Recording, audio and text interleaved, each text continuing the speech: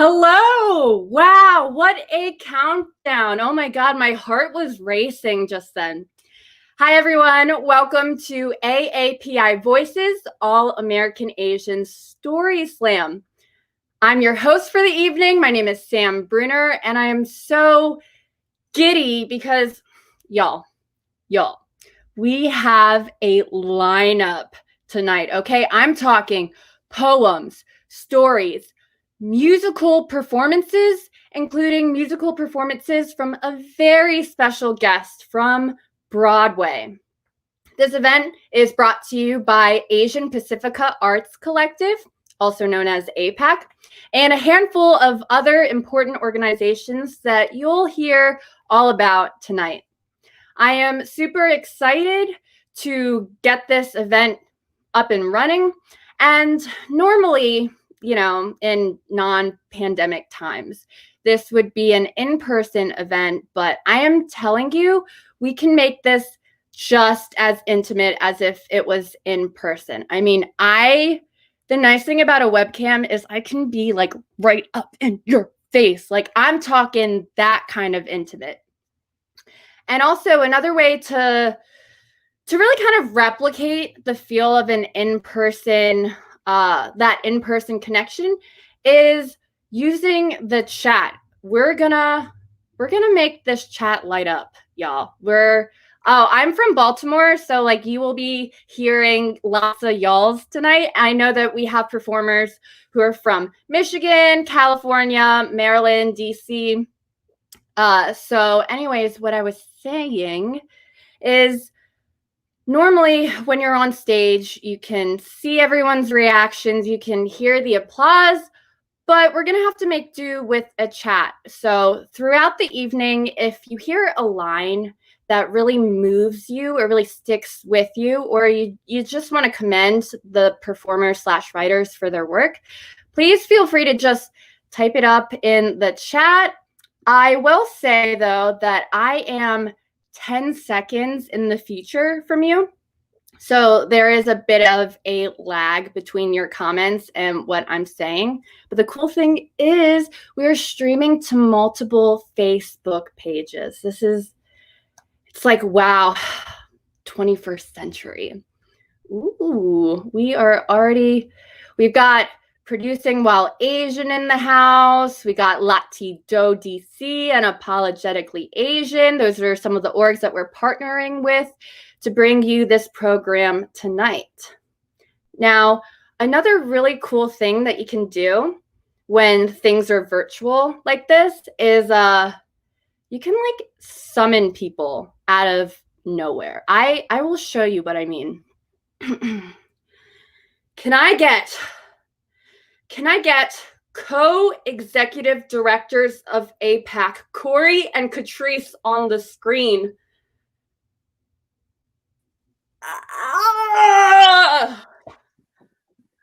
We're here. What up? Hello, everyone. Can y'all? What's the Corey, you're muted. Oh no! I got it. I tried to put on my AirPods so that I could talk through my AirPods, and then I couldn't hear anything. It did something weird, but okay, I'm good now.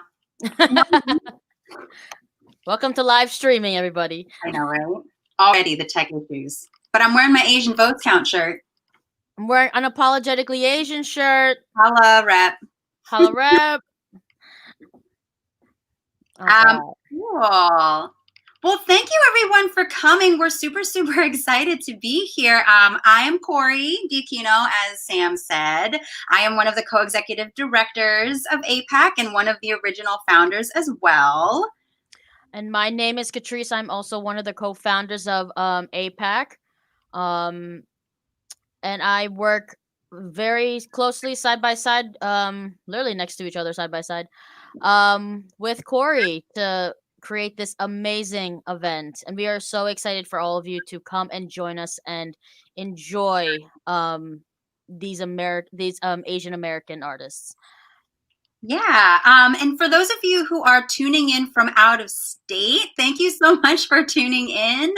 Yes. So for those of you who've never heard of us, we're the Asian Pacifica Arts Collective. We are a Baltimore-based arts organization that we founded ourselves back in 2018. We're a fiscally sponsored program of fusion partnerships. So we do fall under the nonprofit umbrella. And our mission is to make sure that we use art of all platforms to ensure that the stories of AAPI in Baltimore and beyond are seen, heard, and valued. And so the first event that we ever hosted was called AAPI Voices. And so we're super excited to be here today with another AAPI Voices virtually. Yeah, and absolutely. And AAPI Voices this year is a partnership between the Hustlin Creative, Latido, and Unapologetically Asian, which I'm sure you guys have heard at this point. This is also our big fundraiser, so any dollar amount given goes directly to our future programs and paying all of our collaborators, and we would love to do that. The incentives to give so far, we have raised Let me look. I'm going to refresh my screen so that I can tell you how much we've raised thus far. Hopefully, hang on one second. Well, if you want to give, our Eventbrite is still up. So far, we've raised about $713. So thank you so much to everyone who's been able to give. We totally understand if you're not in the capacity. So any amount of sharing you do about who we are totally helps. But like Catrice said, we have some fun incentives. So Catrice, what are we going to do? So if we raise another $200, if we raise another $200, Corey and I are going to take a shot. Yes, and I have my alcohol prepped. And I have my soju to the side, which I need to find. If we raise another $400, then we'll take 2 shots. Really trying to get that Asian glow on. And then if we raise more than $500, we'll take 2 shots and buy one lucky person any unapologetically Asian item of their choice, which is so their clothing right now is amazing. And I'm also, of course, wearing one of them. So they're super comfy. And so if you want to get, what's going to happen is if we're able to raise $500 or more, we'll do that raffle. And so if you want to be part of that raffle, go ahead and put your name and your Instagram handle if you have one in the chat, and we'll do the raffle. We'll like record it and everything so that y'all know we weren't just like picking someone that we like. And we'll put it up on social media, and then whoever wins, we're going to slide into your DMs and let you know that you won a little something. So yeah, if you would like to be in that raffle, go ahead, but also share with your friends and everything who we are so that we can raise that extra $500. And like Catrice said, that goes to our future programs, which we will announce. Actually, we have a couple announcements to make during the performance break. And so the money that we raised today goes to that, and also paying our collaborators. And then one last thing before we hand it back to Sam, we had picked this theme of All American Asians last year, knowing that this year was going to be a big election year for everyone. So we purposefully picked the theme, and then of course it got canceled because it was supposed to be in May. The silver lining is now we're doing it virtually in October, like 2 weeks before actual election day. And so we get to empower as many people as we can to go out and vote, because Asian votes count. That's right. That's right. So the silver lining is we get to hop on this virtual event and empower more people and remind you and encourage you all to go cast your votes, mail in your ballots, all of that. All right, taking it back to Sam. All right, thanks so much, Corey. Thanks so much, Catrice. Everyone, if you want to see those two get donate. Just like they were saying, early voting in Maryland starts in 2 days, Monday, October 26th. It goes until November 2nd, which is the day before Election Day. Asian Americans are the fastest growing demographic in the US, but less than 50% of our community that was eligible to vote did so in 2016. So we want to get those votes up. Asian votes count. To those of you who have already mailed in their ballots or dropped them off at the ballot boxes, thank you so much. For those of you who have your ballots but haven't mailed them off yet, no worries. At least in Maryland, I know that we have some out-of-town folks tuning in. At least in Maryland, if your ballot is postmarked by Election Day, it'll count. And we want it to count. All right, so let's dive in. Let's dive into our first story of the night. Drop everything that you love about the story, everything that resonates with the story into the chat. We'll also include the links to donate frequently in the chat, and we'll also include the social media information of our performers so that you can check out their other work. So let's welcome our first performer. Nexus is a Black and Filipino-American queer cisgender man. He is currently a producing playwright with The Welders.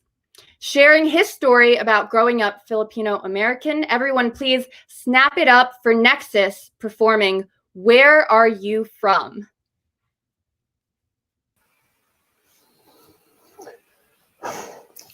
Where are you from? Nowadays, anytime I begin that answer, I usually include something like, well, I've pretty much spent my entire life here in the traditional and occupied territory of the Anacostans and the Piscataway people. But not this time. This time it is 2006. I've just graduated from college. I'm at a cute bar. I'm talking to this cute guy. And he says, where are you from? And I say, DC.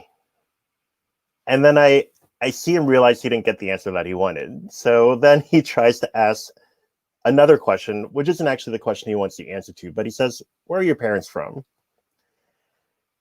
And to answer that question in a way that actually answers the question he wants, I say, oh, well, my dad's Black and from Florida, and my mom's Filipino and from Manila. And the next question, he just says, oh, was your dad in the military?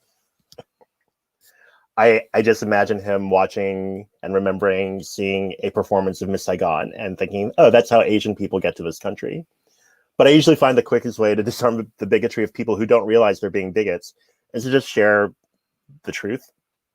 So I tell him, actually, it's 1970, and my mom's working at the World Bank, and my dad's working at the IMF, or the International Monetary Fund, and they have a shared cafeteria. And I don't believe my parents, but they say this is how they met. My mom dropped some change, and my dad picked it up. And then they started dating, and they dated for 10 years before they got married and had me. And during that time, in the 10 years, not only did my mom grow this relationship with my dad, but she met a whole bunch of other Filipinos at the World Bank that I grew up with as the World Bank Barkada, or like Filipino for like group or gang. And like we did so much together. They were like a second family. I grew up with my mom's coworkers as like titos and titas. We do annual holiday parties together. We go on big vacations together, including one to the Philippines. And even to this day, we're still doing holiday parties together. Even now that me and my generation of the Barkada 2.0, have our own kids. And it's one of these holiday parties about 4 decades later. So it's like 2010, I think. And one of the older kids who remembers when my parents started dating, she's like, yeah, there was some major drama when they did back in the 70s. And I just wanted to guess. And I thought it was because my dad had other kids. So I was like, oh, is it because my dad already had some other kids? And they were like, he what? It wasn't that. They were like, you'll tell us more about that later. But no, it's because he was Black. And I was like, oh, is it because he's like, my mom didn't date someone else who was Filipino? They're like, no, it's because like, he wasn't white. As if to imply, it's not that not dating another Filipino wasn't a bad thing. But here in America, if you were going to date someone who wasn't Pinoy,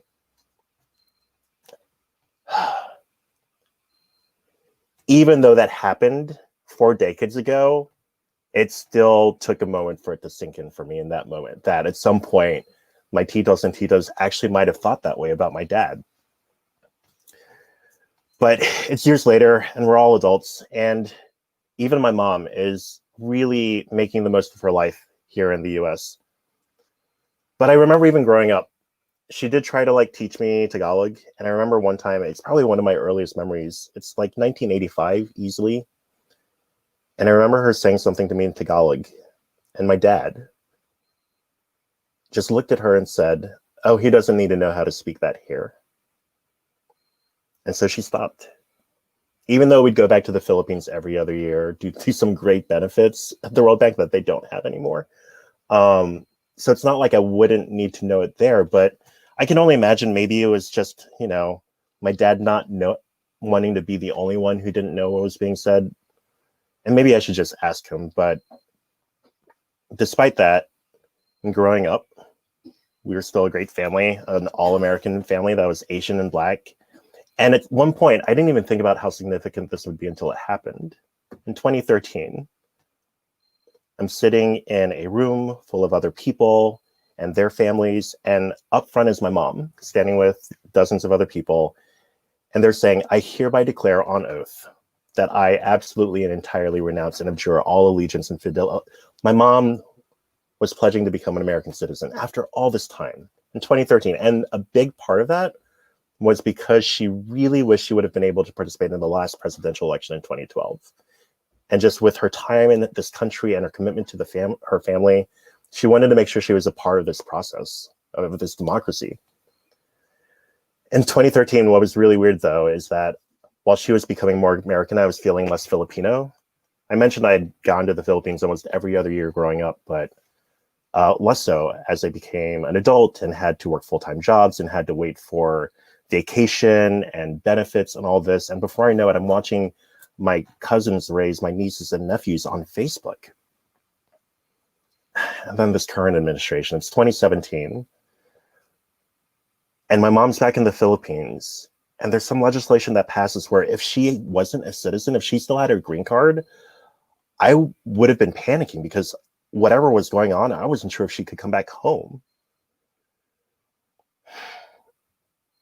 And that's where this kind of all started. Where are you from? What is home? And it's both where I'm from and from where my parents are from.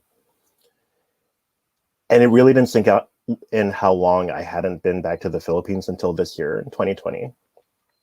It's June, and my mom calls me to let me know that my Lola, my grandmother, my last grandparent who was alive, had passed away. And it really sunk in, not just how long it'd been since I'd been home to the Philippines, but how much I wanted and needed to go, but also how much my mom really needed to go too. And so, where are you from? It's such a simple question with such a complicated answer, because I'm from where I'm from, but I'm also where my parents are from. And I don't know, sometimes when people ask that, I just want to say, when someone asks me where you're from, I want to tell them, well, on my dad's side, I'm from places I can't remember because white supremacy performed a cultural lobotomy on my intergenerational memory when they enslaved that side of my family. And on my mom's side, well, they've been colonized for almost as long as my dad's side was enslaved. And they only remember the cultures that were colonizers, which led my mom to pursue the American dream of a better life here. And so my parents met in the capital of the very country that has caused both sides of my family so many centuries of suffering and loss on both. But they had me. And I've been here my whole life, and that is where I'm from. And maybe I'll say that someday, but in the meantime, when someone says, where are you from? I'll give them the too long didn't read version. I'll just say, I'm from DC, and my dad's Black and from Florida, and my mom's Filipino and from Manila. Thank you. Thank you so much, Nexus, for sharing that moving portrait. That was beautiful. And it's one of the reasons why it's important to have programs like this.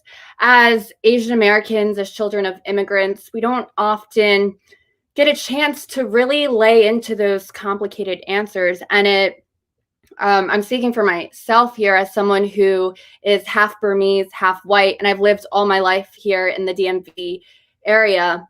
It really is kind of like a lift on your shoulders, a little spring in your step to hear stories from other people who have gone through similar aches. So thank you, Nexus. And if you also think that we ought to have more programs that can amplify voices like this, I really do encourage you, if you have the means to donate.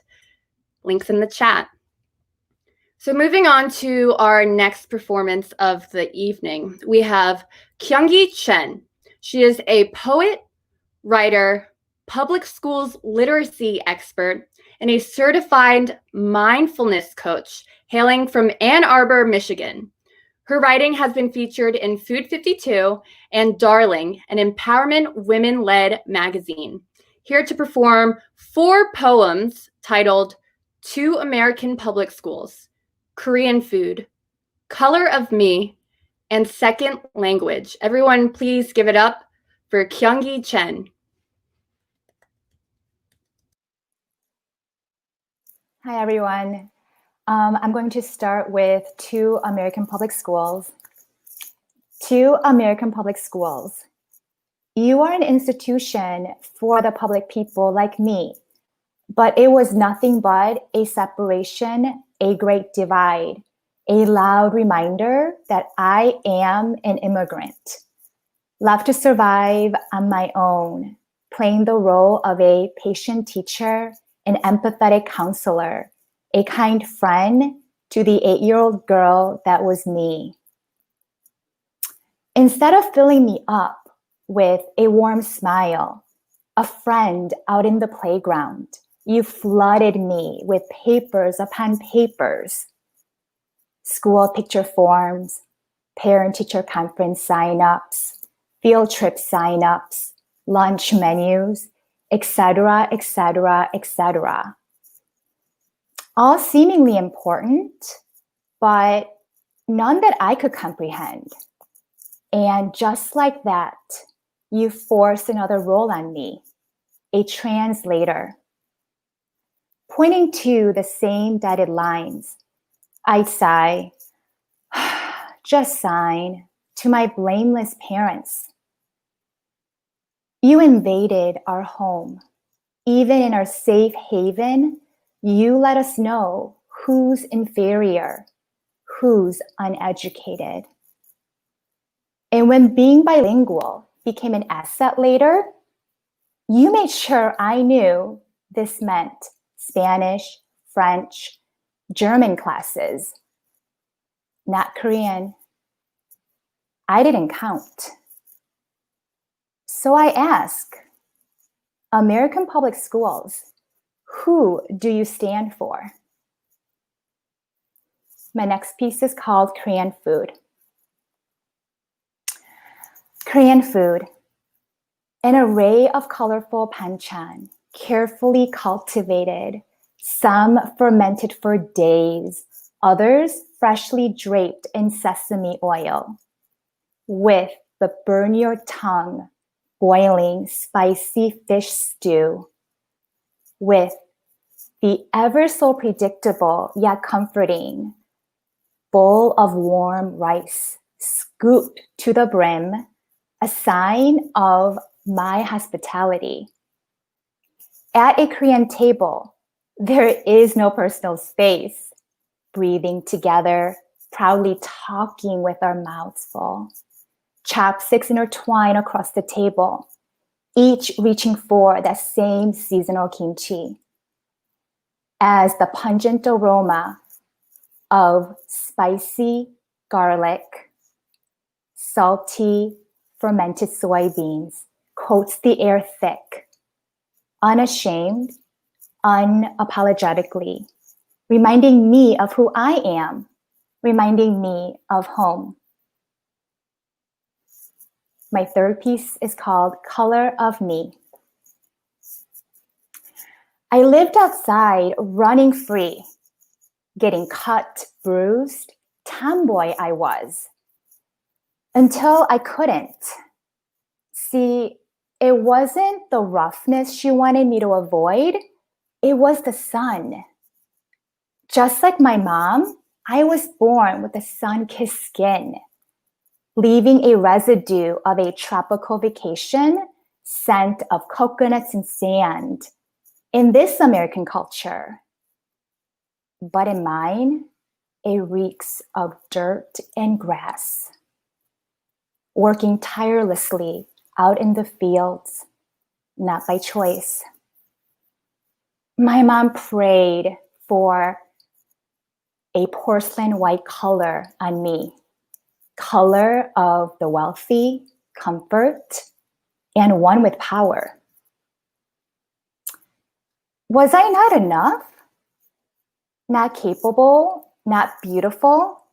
I wondered. And then I learned it was the same prayer my grandma prayed upon her daughter. So when I learned where my mom's shame had come from, I gently held her hands tight, looked her in the eyes, and said, Amma, I am beautiful because I'm your daughter. I am enough because you are. My final piece for tonight is titled Second Language. I wonder what my parents felt when their daughters suddenly one day woke up with English rolling off of their tongue as if it belonged to them all along. Thank you so much for this opportunity.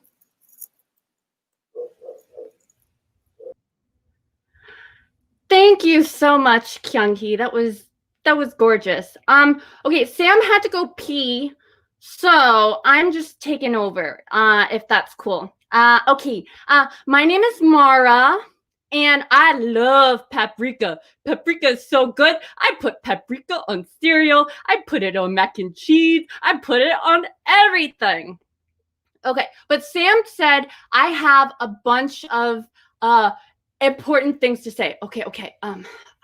Gosh. Okay. Oh, okay. Vote. Go out and vote. Yes, go out and vote. We will be dropping voting information in the chat. Oh, sorry, I only have one mobile hand and it's so hard. Okay, but everybody vote. Okay. And then, secondly, this is just kind of like a personal announcement, but I just want to say that everyone, you should change your sheets, okay? I know that we're in a quarantine, but you gotta change your sheets, okay? Like twice a month is appropriate. Okay. Just kind of racking my brain for other things because I think Sam is a really fast peer, okay? And I don't know how much more time I'm gonna get, so I'm just gonna announce this last thing like super important, okay? If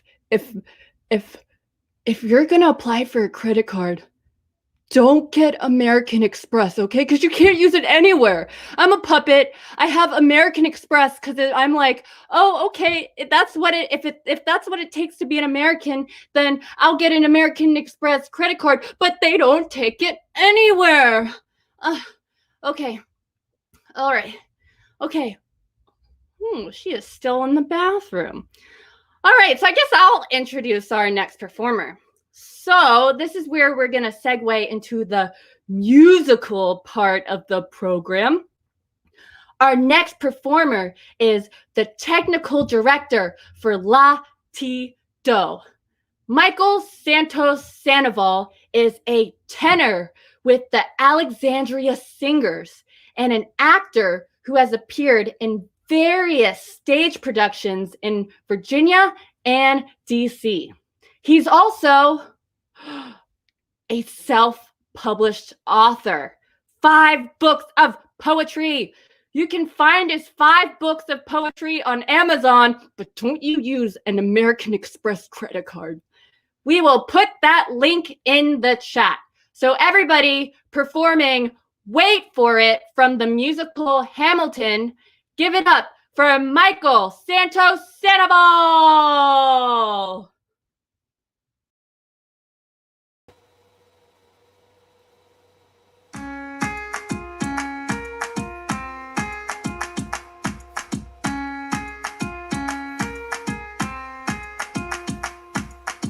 Theodosia writes me a letter every day,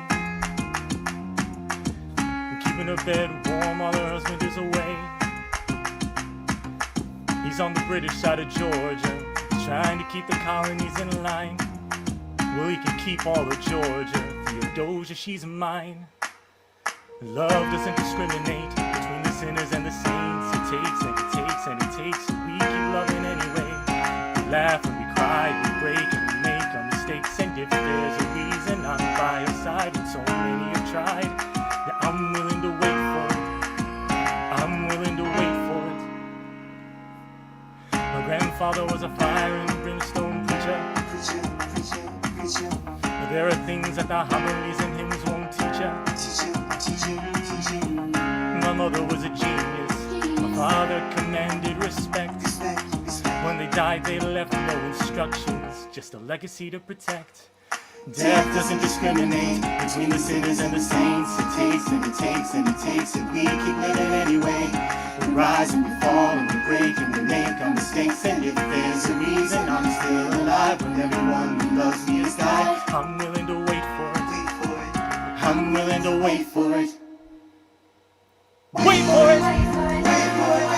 I am the one thing in life I can't control. I am inimitable, I am inoriginal. I'm not falling behind or running late. I'm not standing still, I am lying in wait. Hamilton faces an endless uphill climb.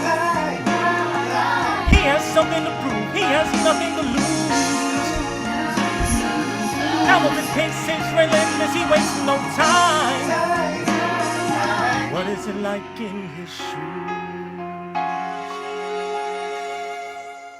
Hamilton doesn't hesitate, he exhibits no restraint.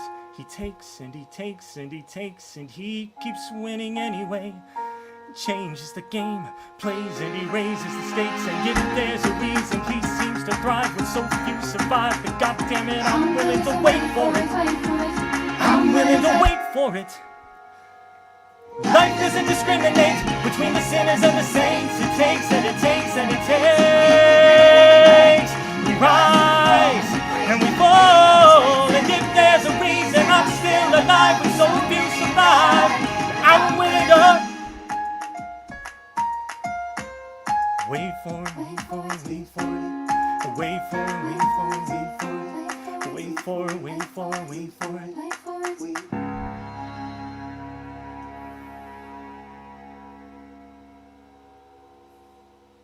Thank you. Yay, thank you so much for that gorgeous performance, Michael. Give it up for him once again. The power of the puppet. I saw in the comments that someone was changing their sheets just as she came on. Just wow, her aura, honestly. There's this perfect segue right in front of me, and I'm just gonna take it. Okay, wait for it. Voting.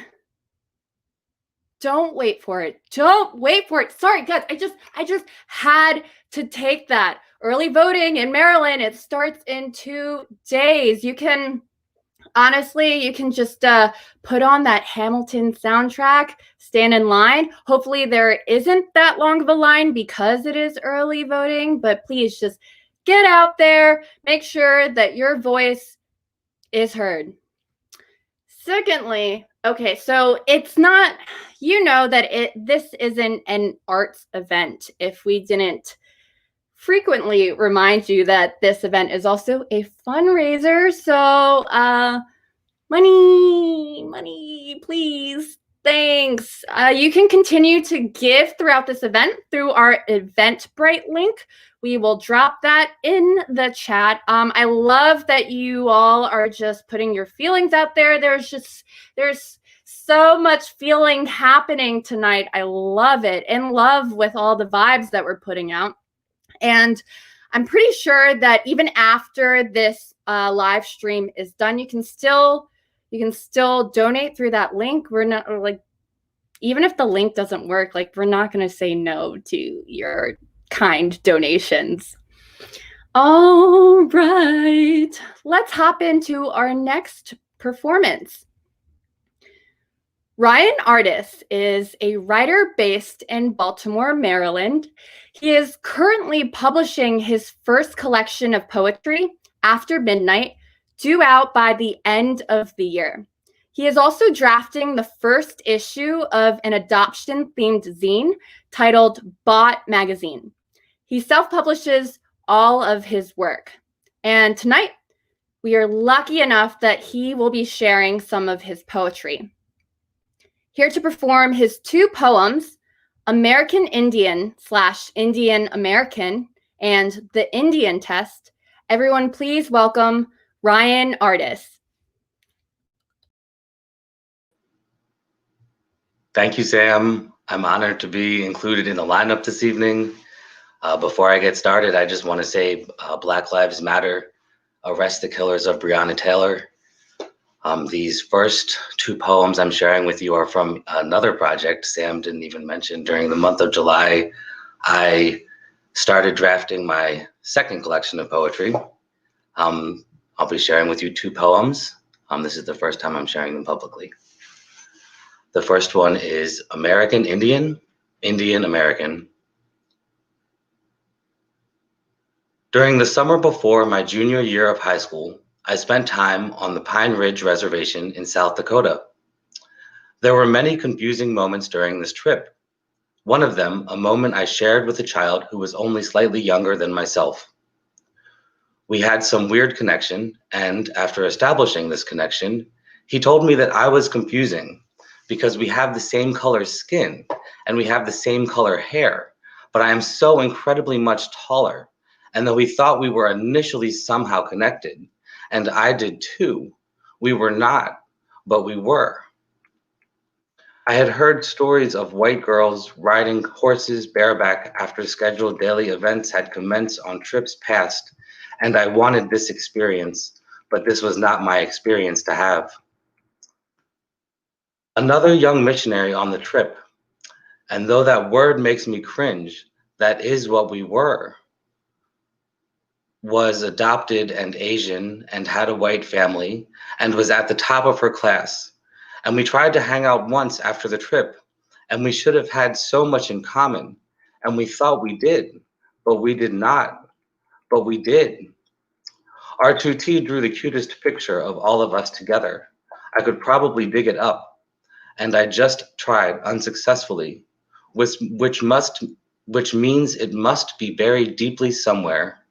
And sitting next to an adopted Asian person on an Indian reservation in South Dakota, I felt so alone. I was there with my mother and siblings on a Presbyterian mission trip. Our main projects were to build showers, mostly for us to use, it seemed, and to teach English. We hiked through the Badlands and day tripped to Mount Rushmore, and somehow stumbled upon a Sundance, which we were somehow granted permission to watch from a distance. A tremendous honor for white people to be granted, we were told by the man who stopped us from getting closer, as he looked directly at me.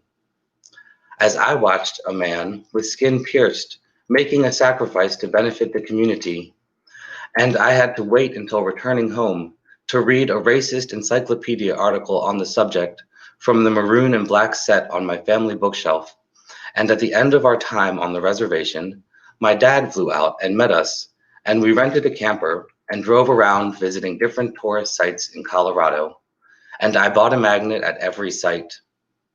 Mesa Verde, Garden of the Gods, Great Sand Dunes National Monument, Estes Park, Rocky Mountain National Park. Magnets that are on my refrigerator as I type this poem. I only had to look up to type that list, wondering, what side of colonization am I on?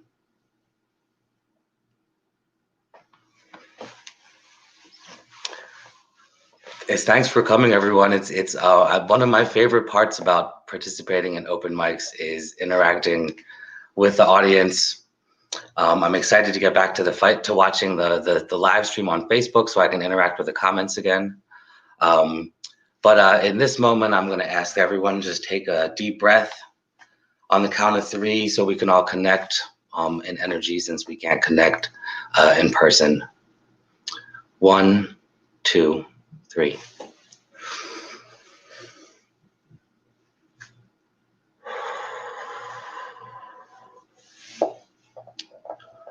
right, I'll now read my next poem, The Indian Test.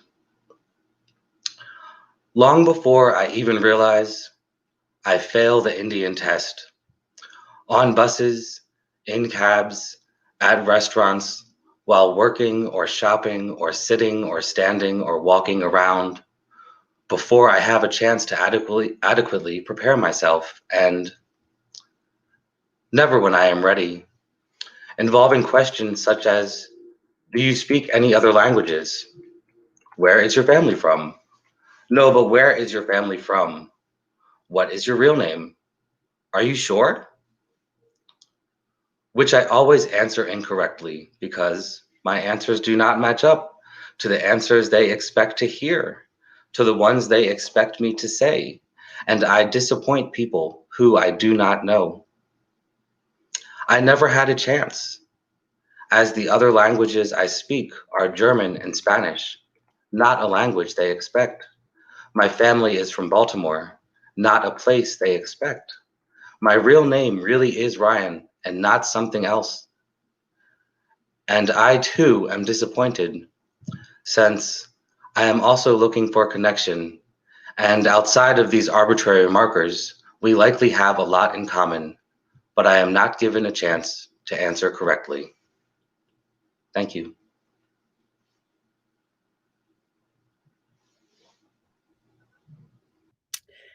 Thank you so much, Ryan, for sharing your poems. And again, check the link in order to follow Ryan and to read up on more of his poetry in the future. So I was super excited about hosting this on my own, but my friend Mara here wants to tag team this. So if that's okay with you all, we'll just for a bit. The whole thing. No, like just for a bit. No, the whole thing. Show them, Sam, show them what we have. No. I'm not holding up paprika, okay? Just show me, come on. Oh my God.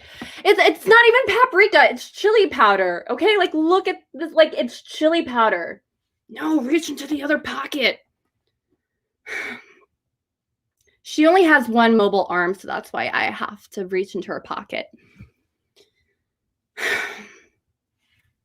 It's paprika. It's paprika. Like, is that like really the takeaway you want people to get from this all Asian American story slam? Like, really? Like a seasoning? And I don't even know if it's a seasoning that we even, at least in Burmese cooking, we don't even use paprika. Oh, okay. But we'll make it work. We'll make this partnership work because collaboration. So we have a fun thing coming up. So we already talked about, can I say it? Okay. Okay. This is a Mara takeover.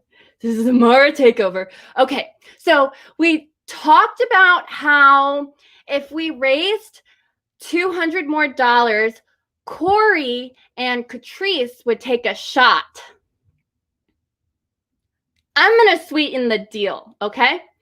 If we can raise $500 more tonight,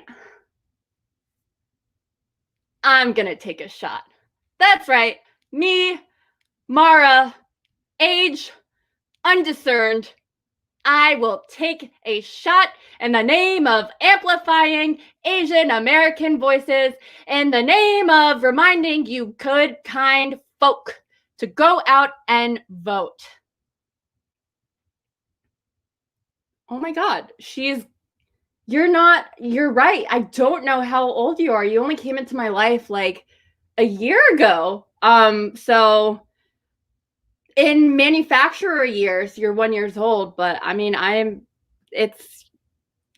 girl, if you feel 21, like you are 21, like that's okay by me. Ooh. Okay, so there you guys. If you want to see this puppet take a shot, $500 more, okay? $500 more, and Mara will take a shot with Corey and Catrice. honestly, like, it's only here at the AAPI All-American Asian Voices Story Slam will you see a puppet taking a shot in the name of amplifying voices in Baltimore and beyond. All right. Do you have anything else to say? I think we cover it, right? Reminding you to vote. Reminding you to give money. Having a good time. I think we're ready for our special guest. I want to introduce him. Okay. All right. Well, first I want to say that this event wouldn't be possible if it weren't for Unapologetically Asian. Ooh, we love an Asian that's unapologetic about it. Okay, so our next performer is our special musical guest. Albert Guerzon is a founding team member of #Unapologetically Asian and #Racism is a virus. His Broadway credits, swoon, Broadway, oh my God, I want to be on that one day. His Broadway credits include Mamma Mia, Ghost the Musical, Honeymoon in Vegas, and Escape to Margaritaville. Here to perform not one, not two, just kidding, I take that back, it's just two. Leave Me Alone and Destiny. Give it up for Al Garzon! Hey, yo! How's everybody doing? Can you guys hear me okay? Yeah? Mara, Sam, can you hear me?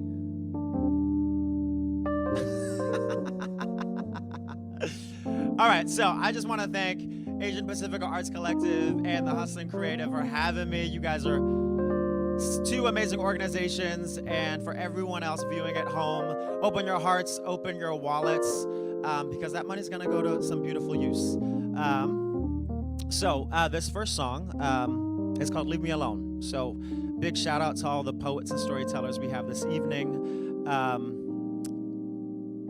These songs that I'm about to perform were written like 15 years ago. So we have all these amazing stories that we've heard. These are some old songs of mine, but the lyrics are stories of mine from 15 years ago, and I truly hope that they are therapeutic to you as they have been therapeutic and cathartic for me. This is Christian Elmore on keys. This first one is called Leave Me Alone.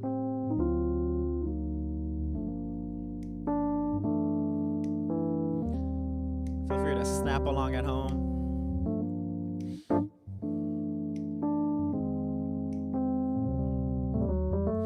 Come home, my brother rings the phone, gotta pick him up from school. I run into a teacher like a preacher, try to tell me go to something like law school. Now in my head I'm saying, weren't you the one who taught? Follow your heart. Now that I'm older, I guess it's just what you are paid to say. Leave me alone and let me listen to my jazz. Singing the blues will rid my sadness. Realize that my eyes are focused on a prize. Leave me alone and let me listen to my soul and my God, cause it's giving me my own mind, will, and heart for decision. Stop yapping in my ear and leave me just to listen to my jazz.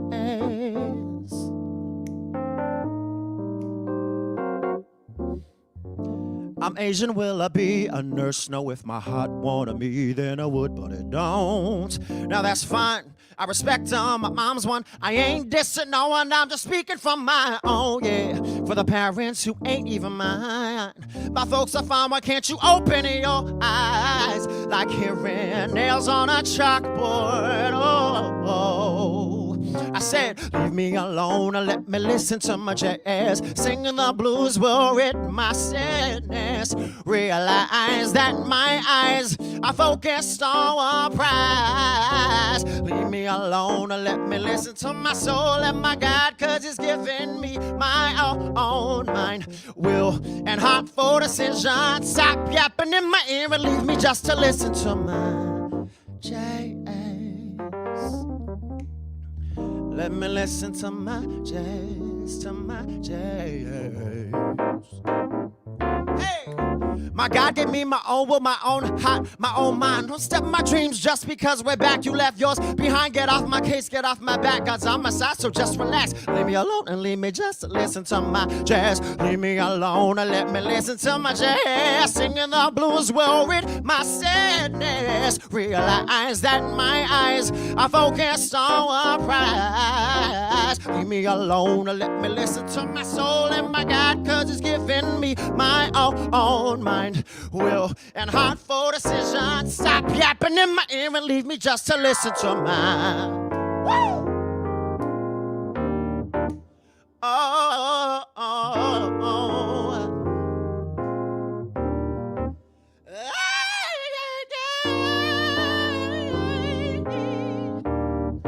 Just leave me alone,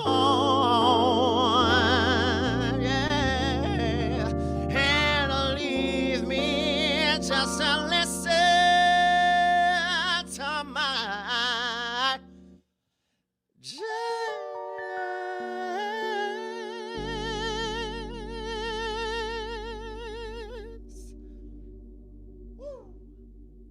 Again, so my best friend Chris Elmore, he's a little camera shy, but he's playing live on keys.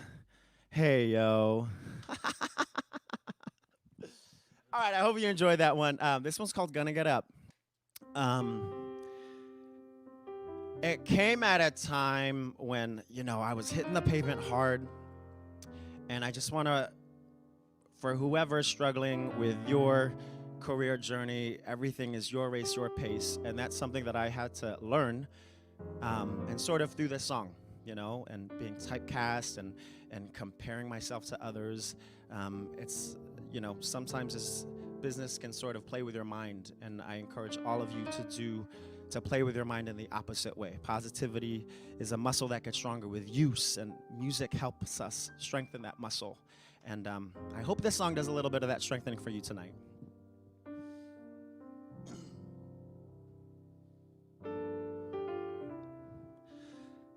Sometimes I ask why I play this game I'm playing. I rarely, barely win. I mean, look at me now. What can I say? Living my dream just doesn't pay. But I'm gonna dream anyway.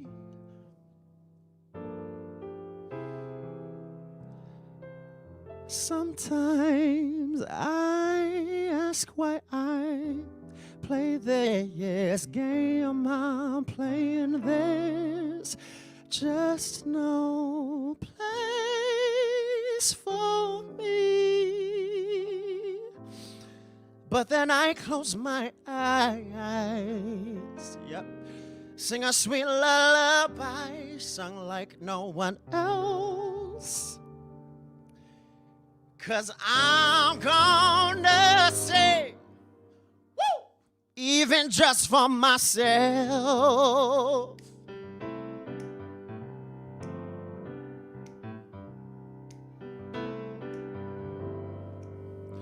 I won't let a person determine my fate, 'cause I'm gonna make it. I ain't gonna act like I don't got this face, 'cause I'm gonna make it. That's who I am. Give me a chance. I'm proud to be this man. If my dreams forsake me, I'll thank them for making me. In the meantime, I'm gonna get up. Yeah. gonna fly. I'm gonna stand up again. Come on and try.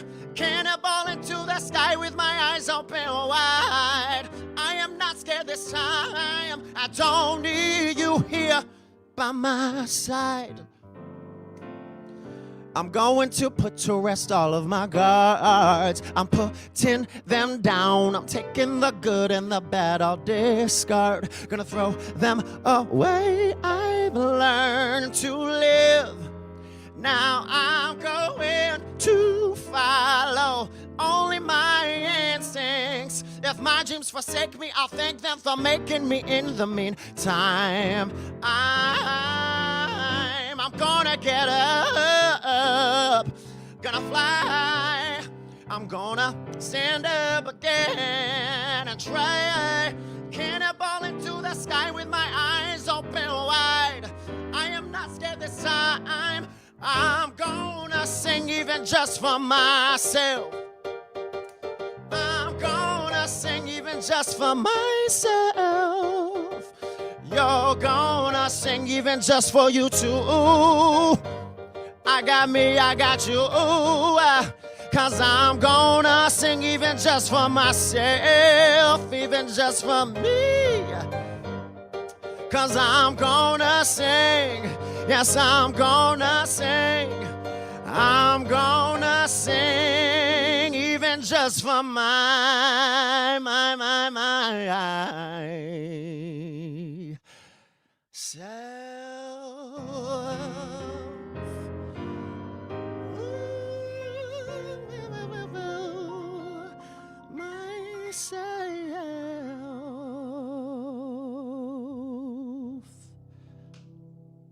Thank you so much for having me. Look, I'm sweating like it's the Philippines up in here. Mwah. Open your hearts, open your wallets. Get those donations in. Couldn't have said it better myself, Al. Thank you so much. What a treat it is to have you and your beautiful voice in this program. Oh, someone said, Katrice said in the comments, hello, high notes. Speak to my soul. Yes, yes. I felt that. Whenever I am like musically, spiritually moved, like my torso starts like giving out. And throughout that performance, I was like, yes, yes, sing it. Great. I do want to take just like a wee bit, like a minute, just to kind of like get personal with you all, just about how much this event and similar events like this mean to me. So I'm half Burmese, half white. And for a lot of my upbringing, I wouldn't say loathe, because that's a very strong word, but I absolutely rejected the Asian side of me. Honestly, probably until college, my whole life, I just wanted to be white. And that was the side of me that I really wanted people to see. Growing up, I grew up in a predominantly white community. I attended a very small private school where my whole upbringing from age 3 to age 13, there were only 3 half Asian students in my class. And it was a small school, so it didn't change year to year, which meant that the diversity didn't change year to year. So I was one of 3 half Asians. So collectively, that's like 1.5 Asians that I interacted with on a daily basis. And it just, it feels immeasurably good. It feels like immeasurably good. I'm even struggling to find words that could properly capture what I'm feeling. Just how beautiful it is to see programs like this that feature lineups of all Asian American performers. And they're not performers from one culture. We have Korean Americans, Filipino Americans, Indian Americans, and it's just so gorgeous, and it feels really great to have that community. I remember one of my earliest memories, I was 3 or 4 years old, and it was in preschool. And again, it was at this very predominantly white, very small school. And we had to take class pictures. And I was super excited to dress up. And my mom dressed me up in this Asian inspired dress. It wasn't a Burmese dress. It was not from our culture. I really think that it was like a generic, like Japanese styled kind of kimono dress, but it was obviously Asian. And I remember having to wear that to the class pictures and just feeling so different. I felt so different, and I didn't have the language or the mental faculty to recognize like what was going on. But I just remember all the other white kids just wore those late 90s toddler dresses that were very like light colored. Like, I don't know, like if you were like 2 or 3 in the late 90s, like all the dresses were like gray and like a pale pink and lots of lace. And I remember I wanted to wear that, not because I particularly enjoyed those kind of dresses, but because I just wanted to look like everyone else. I remember sitting there in that class photo wearing this Asian dress, knowing like I looked different, and it didn't feel good. It did not feel good to look different. And now, years and years and years later, like I am super proud to be different. And it really did take all those years from preschool until now in my mid-20s to really, soul search and like find that pride. It's, as Asian Americans, we do constantly question our identity, what it means to be in a country that doesn't look like you, what it means to feel like an other, what it means to walk into a room and just right off the bat, no one looks like you. So it is profoundly rad to be a part of this celebration tonight and to listen to such beautiful stories. And if you agree and you want to see more, if you just want to hear more stories the way that I want to hear these stories, I encourage you to donate.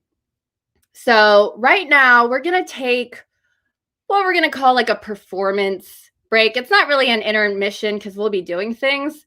But I really I'm going to summon Corey and Catrice back to the screen so we can delve into more of what AAPI is, the organization, in conjunction with other organizations that has worked so hard to be able to bring this to you in the comfort of your living room, bedroom, attic.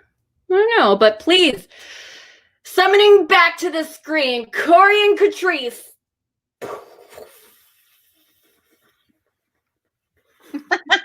I was trying to do something like fancy. I should have like come up and been like, what? But like there, I got summoned. There it is on my chair. What's up, everyone? I'm like reading the chats. Thanks all for like coming here and being so engaging. This is really exciting. Also, like, y'all can't see us backstage, but like I can see all of the people backstage, and we were literally all like, yes, when Al was singing, and like we were rocking out. We were rocking out. Yeah, and then also just like we keep snapping like for everyone's poems. Like, oh, so great. Thank you all for being here. So what's going on, Sam? Just feeling like the whole spectrum of emotions. Like I'm here in my room and I'm like so close to tearing up, but I'm also like laughing and I'm also dancing. Just everything. But I would really, so we have a lot of people from out of town who are tuning in, which is so great. I saw like the Bay Area, I saw Jersey. Thank you all so much. Like we are spanning time zones. This is great. But I think for the benefit of our out of town listeners, viewers, callers, I love calling them callers, like out of town callers. Yeah, so we would love to know a little more about what AAPI is. Yeah. Well, so we founded ourselves in 2018. So we actually had our 2-year anniversary in September. It's kind of hard, Catrice, to think that it was like long ago, but not really. It felt like long ago. It felt like a decade ago. But originally we founded ourselves as the Baltimore Asian Pacifica Arts Collective. And we recently went through a rebrand and changed our name to Asian Pacifica Arts Collective because in truth, our name was just too damn long. So, so we started calling ourselves the Asian Pacifica Arts Collective. And we found that rolled off people's tongues a little bit better. And we also, it all happened kind of like in the pandemic because everything got canceled. And I think like a lot of people, we sort of had this moment of like, who are we and what do we stand for? And like, what are we even doing here? And we actually redid our mission. Our tagline is amplifying AAPI voices in Baltimore and beyond, because that's our thing is AAPI Voices. AAPI Voices was actually the launch program that we had back in last year, actually. That was the first big thing that we did. So it's always been that's always been the thing that's close to our hearts is AAPI Voices. And our mission is to use art of all platforms to ensure that the stories of Asian and Pacific Indigenous Americans are seen, heard, and valued. So we're based out of Baltimore, but right now we are reaching to everyone that we can. We are a nonprofit under our fiscal sponsor Fusion Partnerships. And yeah, that's pretty much all the big information that I've got concerning APAC. But yeah. And if any of our viewers, listeners, callers have any questions for Corey or Catrice, please just drop them in the chat and we will absolutely get to them. But I do have a question myself. So how does one get involved with this organization? Ooh, that's a good question. We have an email. What's the email, Catrice? I don't know. Hold on, wait. Let me look it up. I don't know. I was like, wow, on the spot. Well, I'll put our website here in the chat. I think if you email, we should know this stuff. I think we would know it. I think it's info at baltimoreapac.org. Yes. If you're interested in collaborating with us in any way, shape, or form. And the cool thing is that like this is all virtual now. Mm-hmm.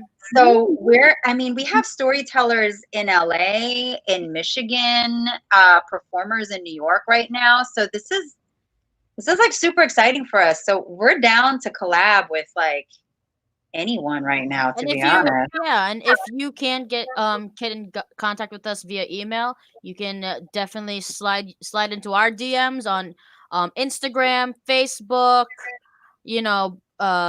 the big major social platforms, and just drop a line, let us know, and we'll definitely get in contact with you. Absolutely.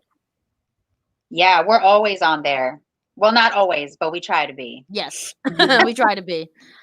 That's awesome. So what if you want to be involved, but like you're shy, like you're not a performer, but you still want to be involved? Yeah, you definitely, you don't have to just be a performer to be involved in APAC. Me, myself, I'm not a performer anymore. I do more visual arts. I'm a photographer. So we give everyone and anyone a platform to express their art, no matter what kind of art it is. And we have different events and different things that are being set up to showcase each and every one of you as an artist, no matter what kind of art you give and you create. So. Yes, actually, I just got a text from someone who's asking what are our future programs? And that actually like ties into our announcement. So, okay, I'm gonna drop this in the chat. We just, for the first time in our history, have formed our first advisory committee. Catrice knows this is something that I've been wanting to do since we founded ourselves, and things get, it's hard running an organization, but we have our advisory committee. There are 5 people. We just announced them on our website. They are very experienced, highly qualified professionals in all walks of life, all industries. I'm just going to name them by name, and you can check out their bios in our website. I just dropped the link in the chat. The first person, it's Tara Cariaso. She is an artist in Baltimore. Mike Chang, he is a teacher here in Baltimore. Quanice G. Floyd, who founded the Arts Administrators of Color, and she's also the executive director of arts education in Maryland schools. We also have Robin Murphy, who's currently working with Baltimore Center Stage. She's a communications and strategic partnerships professional. She's going to be helping us build strategic relationships and just help us with that. And then also the last but not least person is Kenneth Sway. Ken, he is in finance. He is an active CPA, and he's on the board for a lot of things. And he's all 5 of them. Our team is helping us really create some strong infrastructure and make sure that we are building a sustainable future, because we want to build an organization that lasts long after Catrice and I have moved on, whatever that looks like. And so we're just trying to set up roots and a foundation for the next people who are going to take on Asian Pacifica Arts Collective, whenever that may be. So that's our big announcement that we wanted to make. And then as far as future programs go, Catrice, you want to tell them about like the art gallery? So we had an art gallery happening in the summer when Corona kind of was the biggest thing in the world. We kind of wanted to give our visual artists their own platform, and we are doing it again in 2021 for the we call it the Lunar New Year Virtual Art Gallery. So more details to come, including themes, guidelines, and how to submit. We will definitely release that information later on in the year before the year ends. And if you want to get involved, again, just drop us a line and we will definitely get in touch with you about it. We're very excited for our next event and program. Yeah, and we'll have like more information on that. And then we also, because it's the holidays coming up, we are going to have a giving week happening in November as well, from November 16th through 22. So we'll have information on that on our website and Instagram as well. And I just also, hold on, I can't do mental math, but I looked at our numbers. So what did we say, Catrice? If we raised another 200, what would happen? Take one shot. One shot. One shot. One shot. Okay, hold on. I can't. I've got too much going on. I'm not doing mental math. We're just short of 200. We've raised another like 138. Oh, well. We're almost there.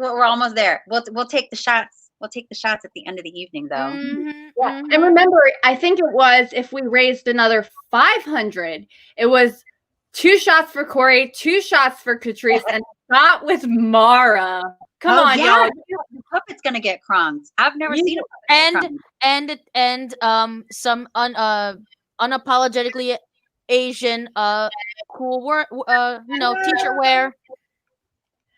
We'll pick a raffle, and we'll buy one lucky person in a UA shirt or something of their choice. But yeah, I mean, I'm still gonna drink. Like, I'll drink to that. Like, it's cool. I don't care. Like, y'all. That's fine. Like, I mean, 2020 has been making us feel like this. You already know. This is like practically empty. I should just drink right out of the bottle. But cheers. Thank you all for being here. And thank you to all the performers for like showing up. This has been amazing. Oh, that tasted a lot better than I thought. That's the first sip of alcohol I've had in like 2 weeks. But it was good. Yeah. Cool. So I guess we're just gonna wait on those donations, and then hopefully, like, we're all getting crunked tonight, provided that our viewers, listeners, callers shell out some coins. Also, if y'all have voted, if y'all have already submitted your ballots and stuff, go ahead and say so in the chats. I'll take another shot to that because I submitted my ballot. Ooh, yeah. I'll drink to that. I voted. Yeah. I would love to know if anyone else is drinking right now. Like, drop what you're drinking in the chat. I'll have this Canadian we wanna whiskey know. going on. Cool. Holla. I know we've got a lot of orgs to thank tonight. Yes, we do. So we're partnering with the Hustling Creative. The Hustling Creative created all of our marketing stuff. Hey, Susan, you voted. Holla. We hear you. We see you. But Unapologetically Asian, of course, we're wearing. This is an Unapologetically Asian shirt. It says Asian votes count. I think Catrice has one on as well. They're partnering with us. Guerzon, who just performed, is a part of Unapologetically Asian. Lati Do, Michael, who sang some Hamilton for us. He's a part of Lati Do.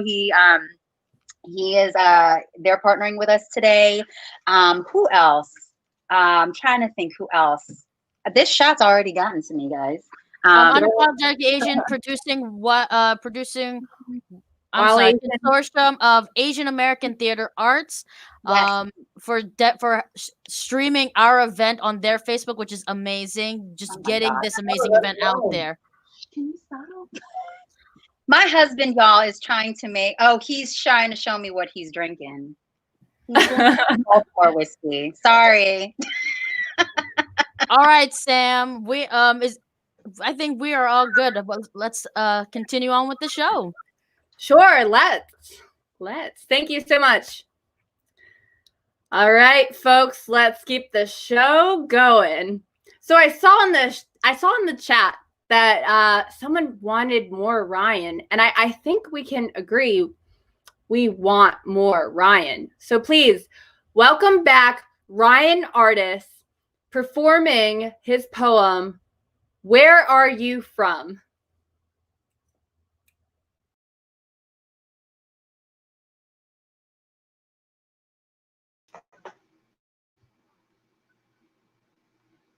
Oh, the host just unmuted my mic. Thanks, host. Sorry about that, y'all. Thank you, Sam. Thanks again, everyone. I'm honored to be presenting a poem that has the same title as the first piece that Nexus presented for us this evening, Where Are You From? And I think that this really speaks to the commonality of the questions that are asked of us. But the amazing thing is the diversity of our answers, which is really a true testament to the power and strength of our community. This one also is going to be appearing in my upcoming first collection of poetry, which I'm self-publishing, due out by the end of this year. Please follow me on social media and I'll keep you posted, and you can find out where to buy that in the future. Where are you from? A question asked quite consistently and seemingly innocently enough throughout my lifetime, but usually never in the context of a larger conversation about race or identities, or even a related or unrelated topic, but rather when I am just carrying on with my day. Without digging too far back, I had just dropped menus, hands full of dirty dishes, and just opened my mouth to greet, interrupted by a quick, "Where are you from?" I answered honestly, "But like, where are you from?" As though somehow the emphasis had transformed the question. "You do not look like you would be from here. I just thought you would be from somewhere else." From what I could tell, she was quite inebriated and had hardly looked at me.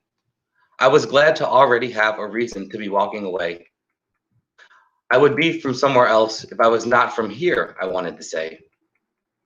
The time before that, I had just ordered a sausage, and my order was confirmed with a quick, "Where are you from?" Being so caught off guard, I gave him the answer he was looking for, which was met with a brief nod, acknowledging my sausage order and identity. I commonly find myself in the situation when asking, "Can I bring you anything else before I bring the check?" Bracing myself for statements, not even questions, such as, "We have been debating where you are from for our entire meal, or something similar with an implied question declared by smiling white faces of always groups, never individuals.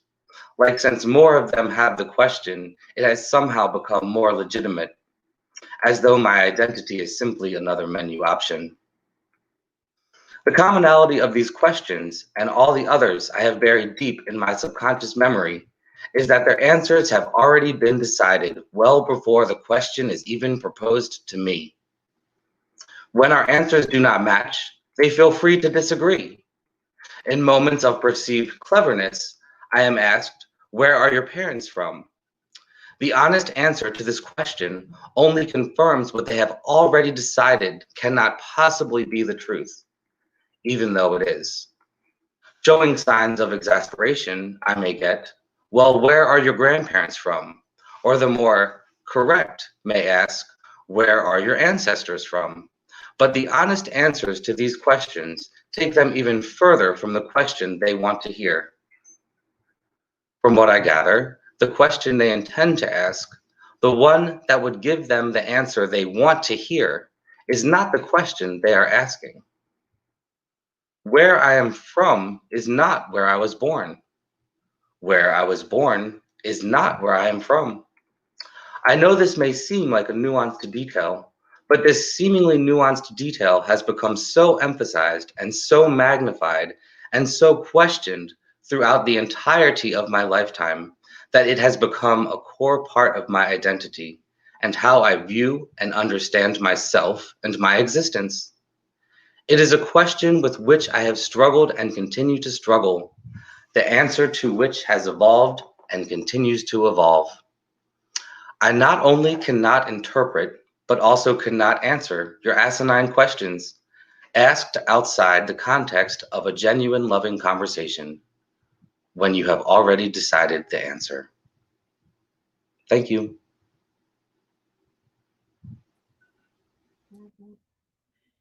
Thank you so much, Ryan, for sharing more beautiful words with us. As we've seen earlier tonight in Nexus's story, "Where are you from?" it is such a complicated question. And here to share her thoughts on that, next up we have Precious Ringor. Precious Ringor is a Filipino-American singer and actress residing in Los Angeles, California. She is also a writer of poetry and works as a contributor for Film Fest magazine and Outspoken. Here to perform her story, "The Philippines is a Conundrum." Please welcome Precious Ringor. Thank you so much for that, Sam. I'm so excited to be here. So I'm going to perform my piece that I wrote called "The Philippines is a Conundrum." I actually wrote this piece initially for a filmmaker friend of mine who is planning on filming a movie in the Philippines. So this is about my experience growing up in the Philippines and moving here, migrating in the US. So hope you guys like it. Philippines, a tropical paradise, Paraiso. It's funny now that I look back, it wasn't exactly that.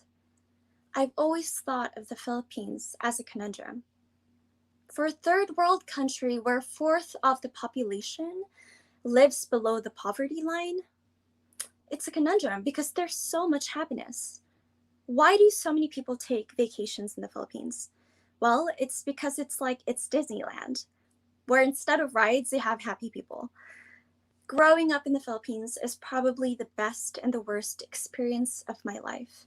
The best because of my family, because of our morals and values, our traditions and beliefs. To be Pinoy is to be a happy person. To be Pinoy is to put up your Christmas lights in September. To be Pinoy is to mano po your elders, to say opo and po. To be Pinoy is to be family-centered, God-fearing, hardworking. To be Pinoy is to be a privilege. I can only thank my parents for meeting each other in the Philippines. So, what's the worst? The Philippines isn't perfect. Take a look at the news and the history and you'll see so much oppression and corruption in the country.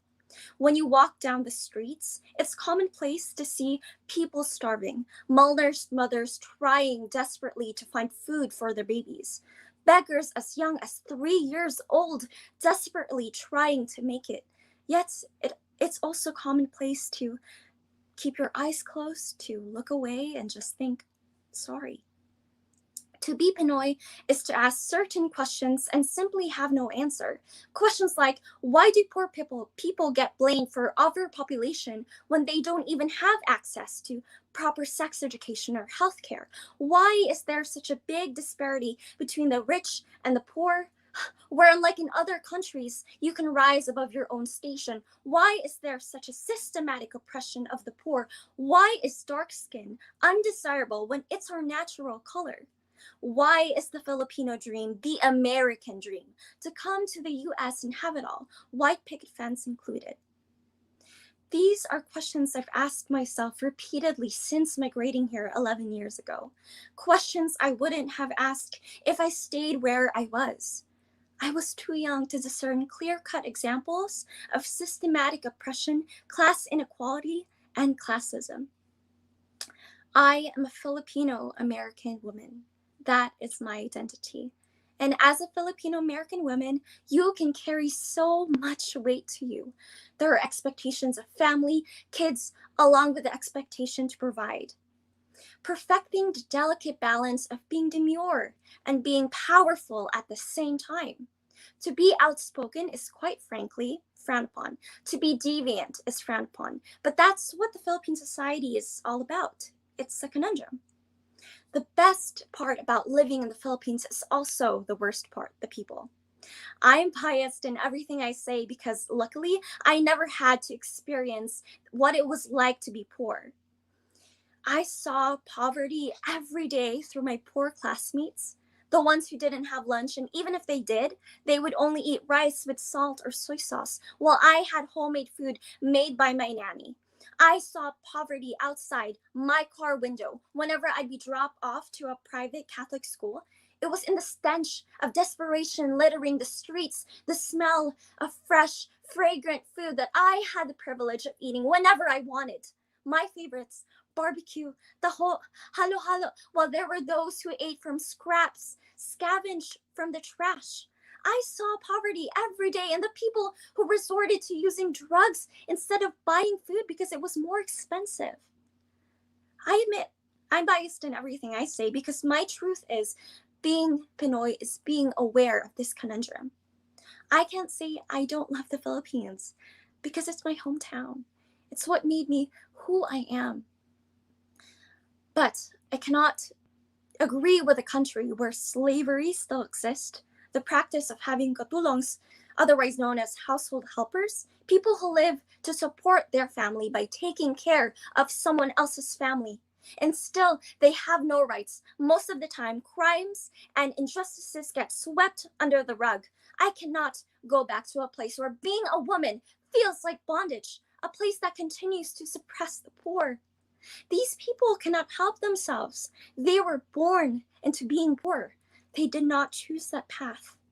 I don't agree with a place that looks down on mental health issues, where sex education is non-existent, where homosexuality is celebrated but not supported by the law. I do not agree with a country that allows for these questions to go unanswered and asked. I am privileged to be standing here today to tell you my story, but it is not mine that should be heard. My voice is only an extension to those voices crying in the streets of Manila. It is they who must be heard. It is their voices that must resound. If we do not listen now, then when? If we stay still, then how will things change? It is our duty to listen to their cries and act for a better tomorrow. Our duty to the people starving, malnourished mothers trying desperately to find food for their babies, beggars as young as 3 years old, desperately trying to make it. It is our duty to make the change that we wish to see in the world. And I hope with this piece, and this is all from the heart, I hope that we do make that change and we go vote. We use our vote to make the change for the others that do not have that voice. So thank you again for having me, and I hope that you guys have a wonderful day.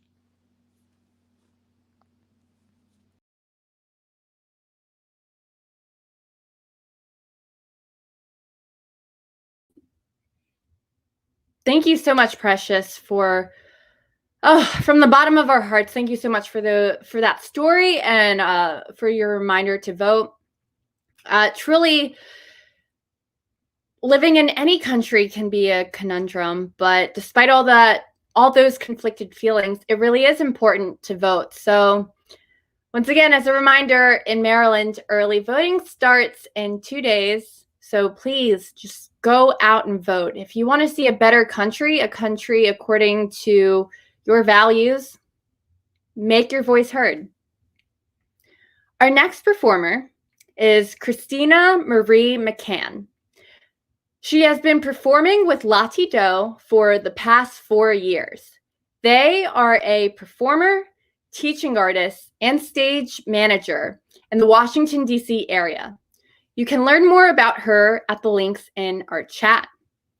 Here to perform What About Us, please welcome Christina Marie Mccann. Thank you so much, Sam.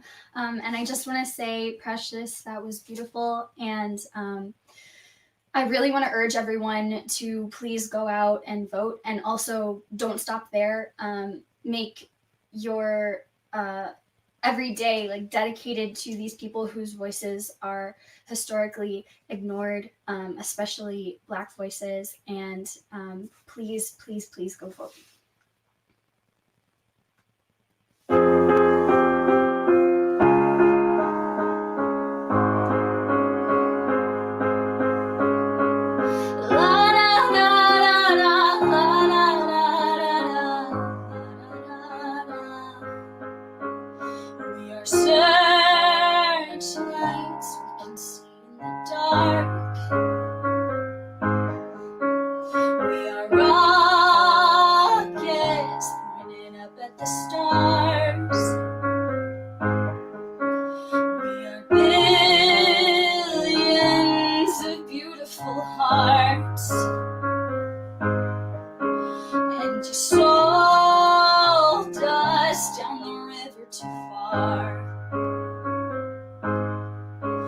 What about us?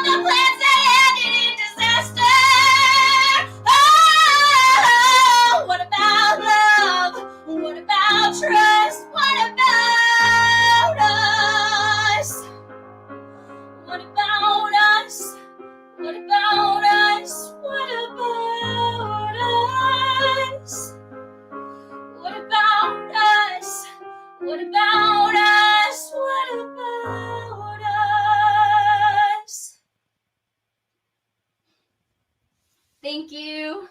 Places, everybody. Wow. Thank you so much, Christina. Aren't singers truly a gift to the world? That was beautiful. Thank you so much. So before I introduce the final storyteller of the night, I just want to encourage you again to go out and vote. I want to encourage you again, if you really feel touched by all these stories, to donate to our Eventbrite link, which will still be active after this event ends. And very quickly, I just want to share a short anecdote that kind of popped into my head throughout this evening. So as I mentioned earlier, I am half Burmese, half white. And as a little kid, my mom would bring my siblings and I to her Buddhist temple, just on occasion. And we would meet all these different people. And I remember that these Burmese people would say, as if to explain my siblings and I the fact that we had a fair complexion, the fact that we couldn't speak the language as ably as they could. They would say, oh, their father is American. And it wasn't until years later that I realized that they were using the word American as a synonym for white. And I wish I had this realization earlier, because I want to ask them, but hang on, you're a US citizen. You have a US passport. Aren't you American? And besides, you have lived in America for longer than I have. I know that I was born in this country and you weren't born and raised in this country, but it really got me thinking, why is it that you're a US citizen from Burma, currently known as Myanmar? It goes by either name, but officially Myanmar. It just had me thinking, you're a US citizen, yet you say that my father is American, yet you call my siblings and I half Burmese, half American. And I just want to ask, why don't you feel like you're an American? Here to share her thoughts about citizenship and what it means to be an American, please welcome Kyosin Kang, who is an Korean American stage and film actress in the DC, Maryland, Virginia region. She recently also contributed to APAC's blog, Too Much, Not Enough. You can follow her on Instagram or visit her Ardis website. Those links and handles will be in the chat. Here to perform her piece, Not Your Alien, please welcome Kyoshin Kong.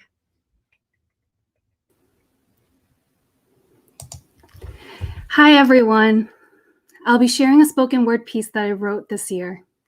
It is about my immigration story, also the bane of my existence and the thing that stressed me out my entire life. My story is just one of the many immigration stories out there. It may not seem very typical, but it's a story more common than one would think. I hope you enjoy Not Your Alien.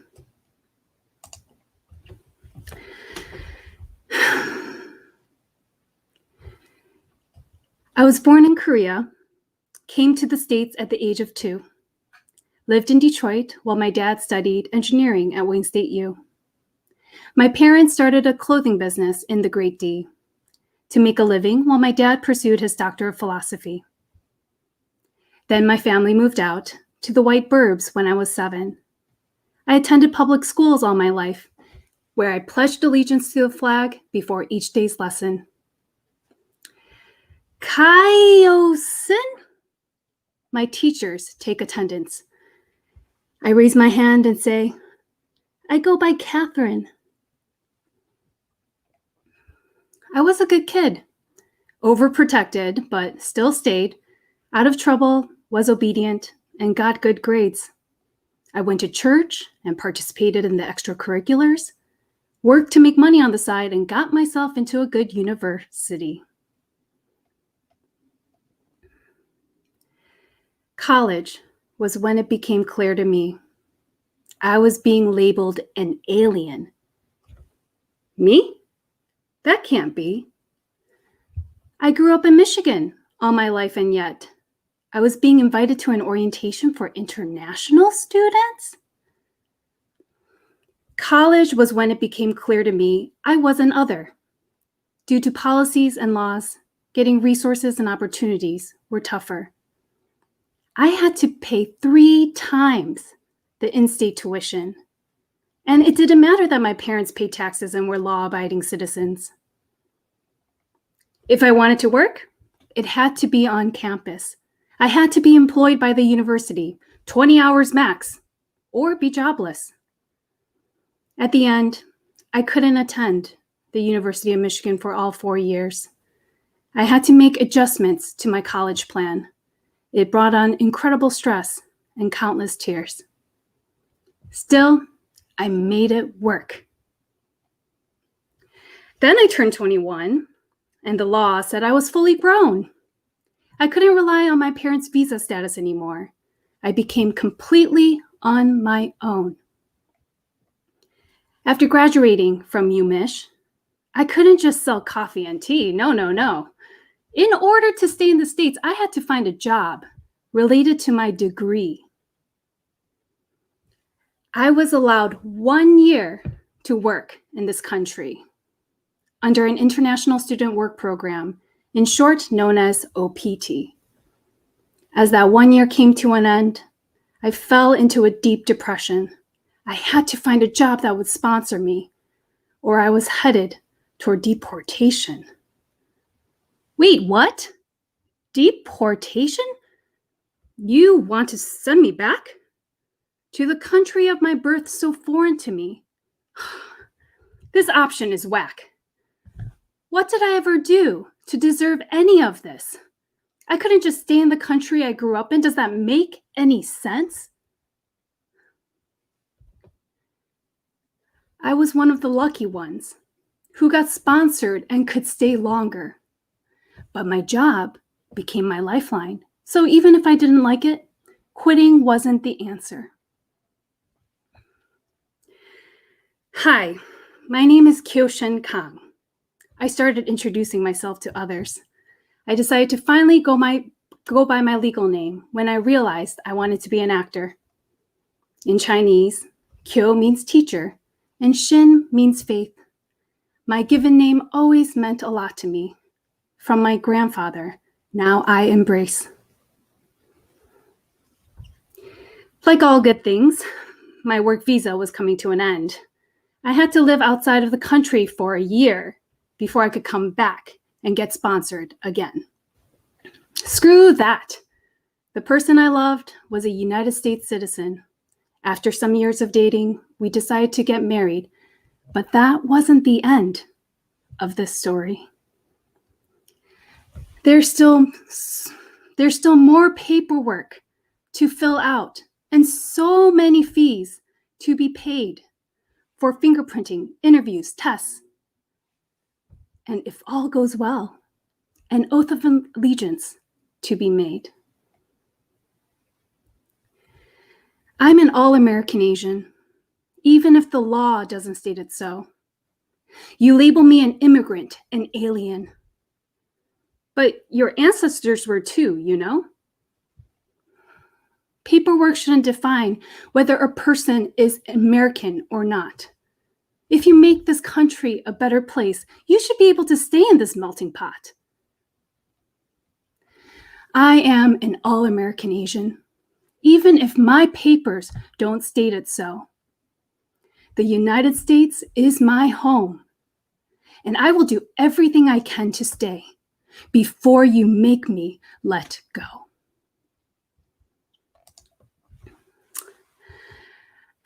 Thank you. Thank you, everyone, for joining and listening to my story. It feels great to be able to create and share a piece with you about my very long immigration journey. I'm also happy to report that I became a citizen earlier this month, and I voted earlier this week. It was my first time voting ever in this country, and I was very excited to finally have a voice in our elections.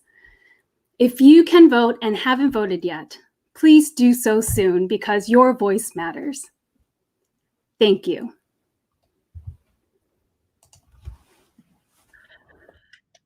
Oh, thank you so much, Kyoshin, for sharing your moving poem. And can we get a slow clap going for her for recently becoming a citizen and voting for the first time? I know that we're not in person, but we're gonna do a slow clap. Okay, ready? Everyone, oh, we have a 10-second delay. That's okay. All right, ready? This is for Kyoshin.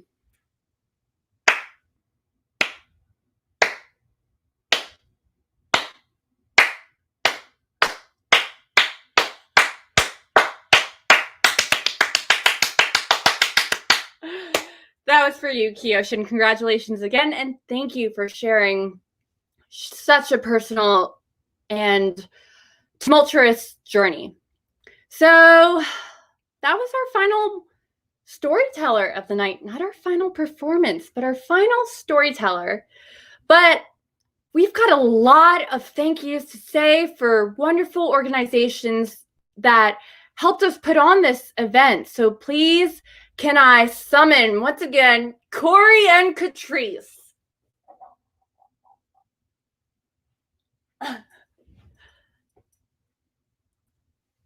All right. Okay. There we go. What up, guys? All right. We have. Thank you so much again for joining us in this journey. Thank you for allowing these artists to showcase their amazing storytelling and their amazing musical performance. We have a lot of special thank yous that we have to quickly get through. We would love to thank Fusion Partnerships, our fiscal sponsor, for allowing us to do this, for supporting us in this whole creative drive and opportunity, for the Hustling Creative for being our backstage, for literally getting all this into fruition online, because we ourselves would not know what to do. For Latido for allowing us for allowing us to get to know you guys, and to help, and for allowing us to showcase your skills and giving us that gift of your talent. Unapologetically Asian for giving us another platform to perform on. It's amazing how powerful social media is, and because of you guys, we are allowed to perform everywhere and showcase everyone in so many different platforms. And to CATA, the Consortium of Asian American Theater Artists, for also streaming this event, and producing While Asian for streaming this event. We thank you so much, and we hope that you continue to donate to help out us and these artists, and to please vote. This is so important for us. This is so important for us in 2020. Please Please vote. Your vote matters so much right now. There's so much going on in our country, and we just need you all to go out and amplify your voices. But thank you for everyone who was able to be here. Thank you to people who showed up from like across the country, people in LA, the Bay Area, wherever else. I don't know if we got people from outside of the country, but thank you for showing up. And also to our performers who came in from like outside of our area as well, our out of town performers. I know specifically Precious and Kyunghee and who else? Al. Y'all are all out of our area. So thank you for making the time to be here. And thank you all for coming and supporting us. Please feel free to share us all over your social media. Let people know that we exist. Yeah, keep us posted if you want to collab with us, because we're always looking for more Asian Americans in AAPI to collaborate with. And thank you, Sam and Mara. Yes. Woo! But yes, we have raised a total of an additional around $150 for the rest of the evening. But total, we have raised around $800, almost $900 for the entire evening. So I'm a drink to that anyway. Drink to that. And our Cheers, everybody. Open, for a while, but thank you all for giving. Ooh, I just spilled some alcohol on me. I might be tipsy. Does that should we do a puppet shot? Should we do a puppet shot right now? Real quick. Let's do a puppet shot real quick, and then we'll bring everyone. Let's go.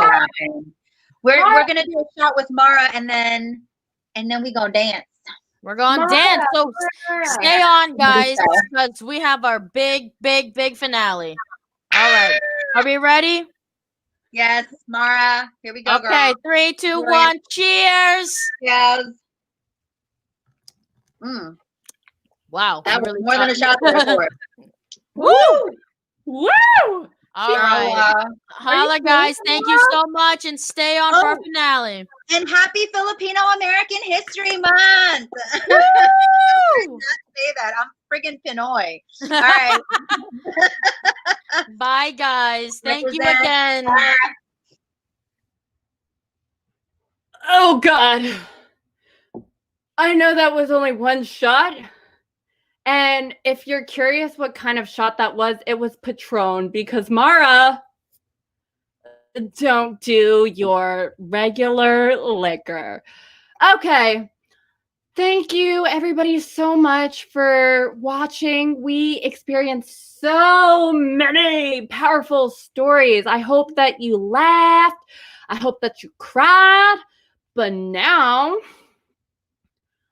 get ready to dance, okay? Because closing out the evening, we got a disco dance party with none other than Guerzon. So please, everybody, this is a Broadway star, okay?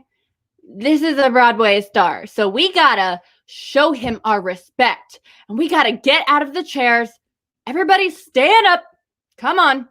I know I can't see you, but stand up. Come on.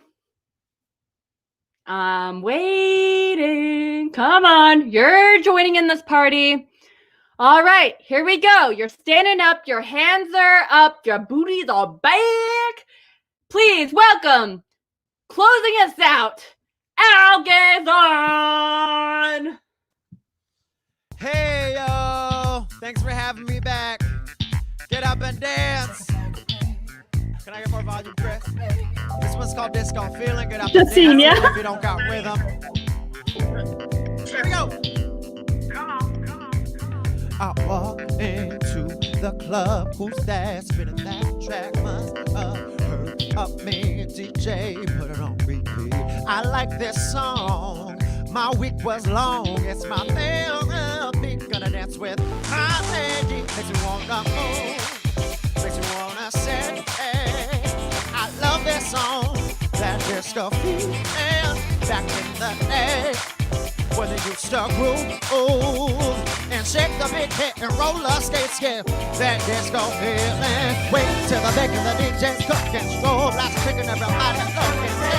Yeah, thanks to that disco feeling. Move your hips and stay alive. Point your fingers to the sky. Yeah, thanks to that disco feeling. Keep the disco ball turning, just what I'm yearning. It's my medicine. My prescription playing. I like this song. My week was long. It's my melody. Gonna dance with my lady. Makes me wanna move. Makes me wanna say, hey. I love this song. That disco feeling back in the day when they used to groove and shake the big hit and roller skates, yeah. That disco feeling. Wait till the back of the DJ's cooking, strobe lights flicking, everybody looking. Take it back to that disco feeling. Move your hips and stay alive. Point your fingers to the sky. Take it back to that disco feeling. All right, team, I want to hear you sing, or at least mouth the words. We're all singers, right? I'm gonna go. Do you feel that beat? And you go, I feel it, I feel it. If you feel that in your feet, you go, I feel it, I feel it. If you feel it, then sing away. Come on. I feel it, Do you feel that, You got one more shot, guys. You feel that beat. You go. Do you feel that in your feet? Even if you got bunions. If you feel it, then sing it with me. You go. Do you feel that beat? Turn back time. Wait till the back of the DJ's cooking. Show blast quick and everybody looking. Take it back to that disco beat and move your hips, sustain the life. Point your fingers to the sky. Take it back to that disco beat. Hey, thank you, Hudson Creative. Thank you, Asian Pacifica Arts Collective. Thank you, performers. Hey, yo, Latino, unapologetically Asian. Move your hips, get your hands up. Y'all better vote. Comment below. Donate. Share some love.